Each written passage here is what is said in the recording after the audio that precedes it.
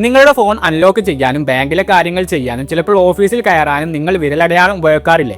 എപ്പോഴെങ്കിലും നിങ്ങൾ ചിന്തിച്ചിട്ടുണ്ട് എന്തുകൊണ്ടാണ് ഈ ചെറിയ പാറ്റേൺ ഇത്രയധികം പ്രാധാന്യമുള്ളതെന്ന്, അല്ലെങ്കിൽ എന്തുകൊണ്ടാണ് വ്യത്യസ്തമായ വിരലടയാളം ഉള്ളതെന്ന്? ഇന്ന് നമ്മൾ സംസാരിക്കാൻ പോകുന്നത് നമ്മുടെ വിരലുകളിലുള്ള ആ രഹസ്യ പാറ്റേണുകളെ കുറിച്ചാണ്. ഫിംഗർ പ്രിന്റ് എന്താണ് ഇത്? ഇതിന്റെ രഹസ്യങ്ങൾ എന്തൊക്കെയാണ്?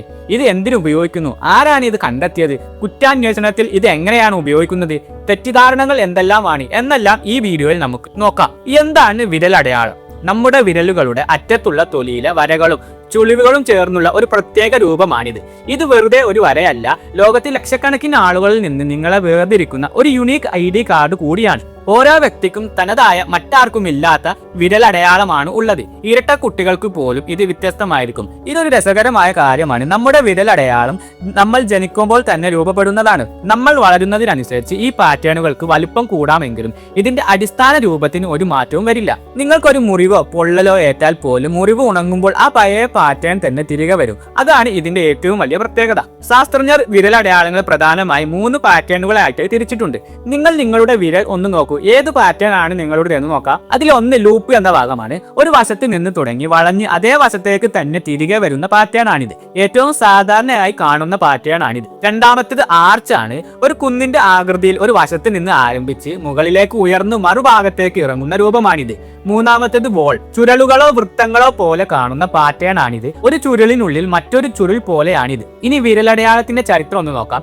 ആരാണ് എങ്ങനെയാണ് കണ്ടെത്തിയതെന്നെല്ലാം നോക്കാം. വിരലടയാളം ഒരു വ്യക്തി കണ്ടെത്തിയതല്ല, മറിച്ച് പല കാലഘട്ടങ്ങളിൽ പലരും നടത്തിയ കണ്ടെത്തലുകളുടെ ഫലമാണിത്. 1858 ഇന്ത്യയിൽ സർ വില്യം ഹെർസൺ എന്ന ബ്രിട്ടീഷ് ഉദ്യോഗസ്ഥനാണ് കരാറുകളിൽ തട്ടിപ്പ് ഒഴിവാക്കാൻ ആളുകളെ കൊണ്ട് വിരലടയാളം പതിപ്പിക്കാൻ തുടങ്ങിയത്. വർഷങ്ങൾ കഴിഞ്ഞിട്ടും അടയാളത്തിന് മാറ്റമില്ലെന്ന് അദ്ദേഹത്തിന് മനസ്സിലായി. പിന്നീട് ഡോക്ടർ ഹെൻറി ഫോൾസ് എന്ന ഡോക്ടർ പുരാതന മൺപാത്രങ്ങളിൽ വിരലടയാളം കണ്ടപ്പോൾ ഇത് കുറ്റകൃത്യങ്ങൾ തെളിയിക്കാൻ ഉപയോഗിക്കാമെന്ന് തിരിച്ചറിഞ്ഞു. ഈ ആശയം ശാസ്ത്ര ലോകവുമായി പങ്കുവച്ചത് അദ്ദേഹമാണ്. തുടർന്ന് സർ ഫ്രാൻസിസ് ഗാൾട്ടൺ എന്ന ശാസ്ത്രജ്ഞൻ വിരലടയാളം തനതു മാറ്റമില്ലാത്തതുമാണെന്ന് ശാസ്ത്രീയമായി തെളിയിക്കുകയും അവയെ തരംതിരിക്കാനുള്ള ആദ്യത്തെ രീതി രൂപപ്പെടുത്തുകയും ചെയ്തു. പിന്നീട് സർ എഡ്വേർഡ് ഹെൻറി ഈ രീതി പരിഷ്കരിച്ച് കൂടുതൽ പ്രായോഗികമായ ഒരു വർഗീകരണ സമ്പ്രദായം ഉണ്ടാക്കി. 1901 ലണ്ടൻ പോലീസ് ഇത് ഔദ്യോഗികമായി ഉപയോഗിക്കാൻ തുടങ്ങിയതോടെ ലോകമെമ്പാടും ഈ സംവിധാനം പ്രചാരത്തിലായി.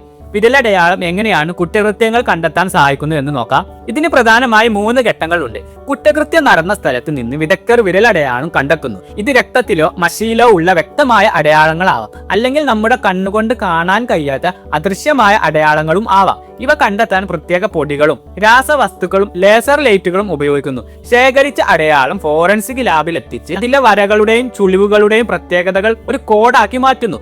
അതിനുശേഷം ഈ കോഡിനെ കുറ്റവാളികളുടെ വലിയ ഡാറ്റാബേസിലുള്ള ലക്ഷക്കണക്കിന് വിരലടയാളങ്ങളുമായി കമ്പ്യൂട്ടർ വഴി താരതമ്യം ചെയ്യുന്നു. ഈ താരതമ്യത്തിൽ സാമ്യമുള്ള അടയാളം കണ്ടെത്തിയാൽ അത് കുറ്റകൃത്യം നടന്ന സ്ഥലത്ത് ഉണ്ടായിരുന്ന വ്യക്തിയുടെ സാന്നിധ്യം ഉറപ്പിക്കാൻ സഹായിക്കുന്നു. വിരലടയാളത്തെ കുറിച്ചുള്ള തെറ്റിദ്ധാരണകൾ എന്തൊക്കെയാണെന്ന് നോക്കാം. വിരലടയാളം പാരമ്പര്യമായി ലഭിക്കുന്നതാണ് എന്ന് പറയുന്ന തെറ്റിദ്ധാരണയാണ്. ഇത് തെറ്റാണ്. നമ്മുടെ ജീനുകൾ സ്വാധീനിക്കുന്നുണ്ടെങ്കിലും ഗർഭാവസ്ഥയിലെ യാദൃശ്ചികമായ ചില ഘടകങ്ങളാണ് ഓരോ വിരലടയാളത്തെയും തനതാക്കുന്നത്.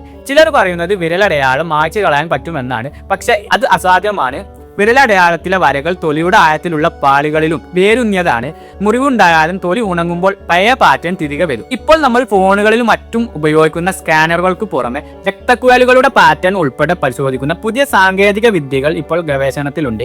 ഇത് വിരലടയാളം വെച്ചുള്ള തട്ടിപ്പുകൾ തടയാനും ഭാവിയിൽ നിങ്ങളുടെ വിരലടയാളം നിങ്ങളുടെ വീടിന്റെ താക്കോലും ബാങ്ക് അക്കൗണ്ടും പാസ്പോർട്ടും എല്ലാം ആയി മാറിയേക്കാം. അപ്പോൾ നമ്മുടെ ശരീരത്തിലുള്ള ഏറ്റവും ലളിതവും എന്നാൽ ഏറ്റവും സങ്കീർണവുമായ ഒരു അടയാളമാണ് വിരലടയാളം. അതിന്റെ പ്രാധാന്യവും പ്രത്യേകതയും നിങ്ങൾക്ക് ഇപ്പോൾ മനസ്സിലായി കാണും. ഇതുപോലുള്ള ഇൻട്രസ്റ്റിംഗ് വീഡിയോക്കായി നമ്മുടെ ചാനൽ സബ്സ്ക്രൈബ് ചെയ്യാനും ലൈക്ക് ചെയ്യാനും ഷെയർ ചെയ്യാനും മറക്കരുത്. നിങ്ങളുടെ അഭിപ്രായങ്ങളും നിർദ്ദേശങ്ങളും കമന്റ് ബോക്സിൽ അറിയിക്കുക. അടുത്ത വീഡിയോയിൽ കാണാം. ബൈ.